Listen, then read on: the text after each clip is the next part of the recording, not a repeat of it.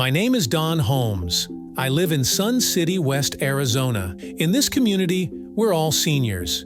I use a computer predominantly for email and to get the news. One day, a thing pops up and kind of blocks the screen and says you've got all kinds of viruses in your computer. The design of the pop-up had a Microsoft logo on the top, and they had a number, and I couldn't get rid of this thing on the screen. I turned the computer off. I turned it back on, it's still there. So I called the number. They identified themselves as Microsoft. I had no feeling that there was anything wrong. Tech support scams are real, and they're causing enormous consumer injury, hundreds and hundreds of millions of dollars. And that's just based on the FTC's on-law enforcement work. Just like Mr. Holmes, a lot of people are getting pop-ups on their screens, and often, they claim to be associated with a company such as Microsoft or Apple, giving them lots of credibility.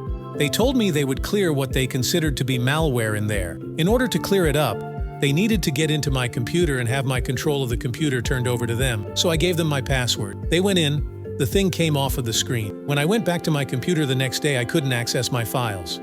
You'd never let a stranger into your house. Don't let one into your computer. If you get a pop-up, don't click on a link. If you get a phone call from someone who says your computer security is at risk, don't listen to them. Stop. Take the time to talk to a friend. Talk to a family member. When this happened to me, I was a little bit embarrassed.